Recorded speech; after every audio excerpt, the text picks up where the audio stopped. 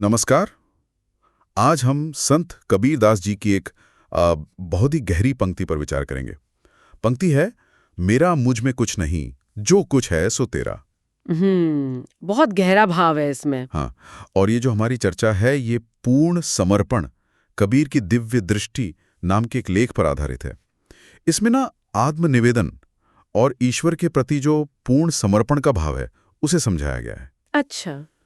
तो हमारा मकसद यही है कि कबीर के इस विचार की गहराई को समझें और देखें कि भाई जीवन में इसका क्या मतलब है।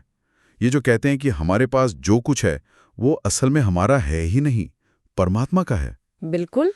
सोचिए जरा, अगर सच में हमारा अपना कुछ है ही नहीं तो फिर ये चिंता, ये डर, ये मोह, ये सब किस लिए? हाँ, ये सवाल तो उठता ही है। चलिए इसी में थोड़ा और उतरते हैं। पूरा दोहा मैं एक बार बताता हूं।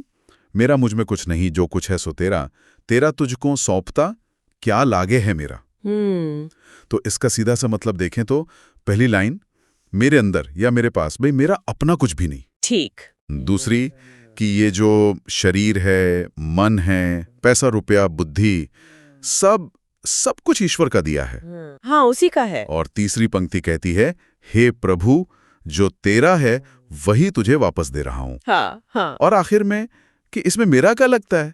कुछ भी तो नहीं, क्योंकि मेरा तो कुछ था ही नहीं कभी। सही कहा। और देखिए, ये बात सिर्फ भौतिक चीजों जैसे धन दौलत तक ही सीमित नहीं है। अच्छा। हाँ, इसका जो दार्शनिक पहलू है वो कहीं ज्यादा गहरा है। असल बात यहाँ अहंकार के विसर्जन की हो रही है। ये जो मैं और मेरा का भाव हम पाल लेते हैं ना, हाँ। उसे छोड़ने की बात है। जब ये समझ में आता है कि सब कुछ करने वाला, भोगने वाला, मालिक वो सब ईश्वर ही है, तो फिर अनासक्ति किसी चीज से चिपके ना रहने का भाव वो अपने आप आने लगता है। तो ये एक तरह का नजरिया बदलने जैसा है। बिल्कुल बिल्कुल, दृष्टिकोण का बदलाव है ये। अरे हाँ, इसी बात पर वो एक राजा और संत की कहानी भी तो है, बड़ी रोचक है। हाँ, सुनाइए ना। कहते हैं एक राजा ने संत से पूछा कि महाराज, लोग ये जानते हुए भी कि सब ईश्वर का है, मोह माया में क्यों फंसे रहते हैं? वाजिब सवाल है। तो संत ने क्या किया, एक फल मंगवाया और राजा से कहा, इसे अपना मानकर ग्रहण कीजिए। राजा ने वो फल खा लिया। अच्छा। फिर संत ने पूछा,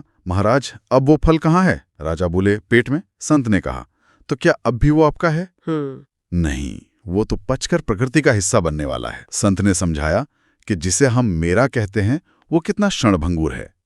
हम तो बस एक माध्यम हैं, चीजें हमसे होकर गुजरती हैं, मालिक नहीं है। बिल्कुल सही। और यहाँ देखने वाली बात यह है कि कैसे एक साधारण सा एक फल, हाँ, वो हमें क्षणभंगुरता और ये जो स्वामित्व का भ्रम है उसका इतना बड़ा सच दिखा देता है। ये एहसास कि हम मालिक नहीं हैं बल्कि एक तरह के ट्रस्टी हैं या प्रबंधक कह लीजिए। हाँ, ट्रस्टी। ये सीधा हमारे अहंकार को कम करने में मदद करता है।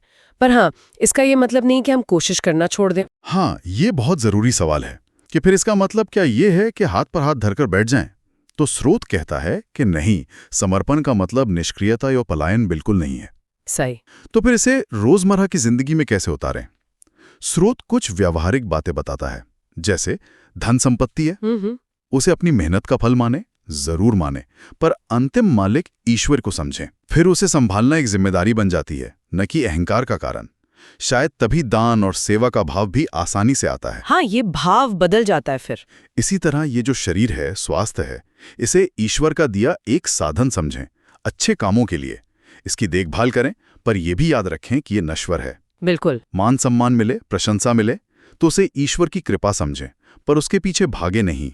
अपना काम करें, फल की चिंता छोड़ दें। और शायद सबसे जरूरी, अपने मन को ईश्वर को सौंप दें ताकि उसमें शांति आए, स्थिरता आए, व्यर्थ की इच्छाएं और डर कम हो। हाँ, ये सारे उदाहरण यही दिखाते हैं कि समर्पण कोई निष्क्रियता नहीं है, बल्कि ये नजरिए में एक सक्रिय, एक चेतन बदलाव है। सक्रिय बदलाव। हाँ। और अगर हम इसे थोड़ी बड़ी तस्वीर में देखें तो ये समझ हमें मोह, लालच, डर, अहंकार, इनसे जो दुख पैदा होते हैं ना, हाँ, बहुत दुख है, उनसे ये मुक्त कर सकती है। सोचिए, जब कुछ मेरा है ही नहीं तो उसे खोने का डर कैसा, सही बात है, उसे पाने का वो बेइंतहा लालच कैसा। यहीं से वो अंदर की शांति का रास्ता खुलता है।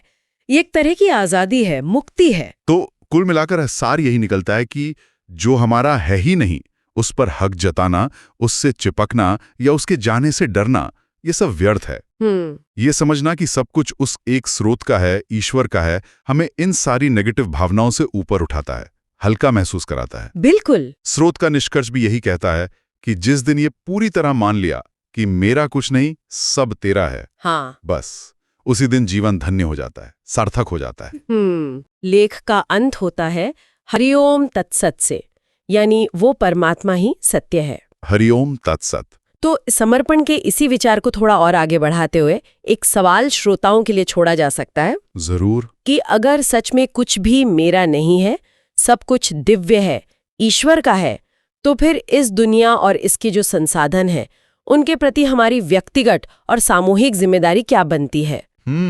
ये सोचने वाली बात है, बहुत गहरा सवाल है। हाँ, इस पर विचार कीजिएगा।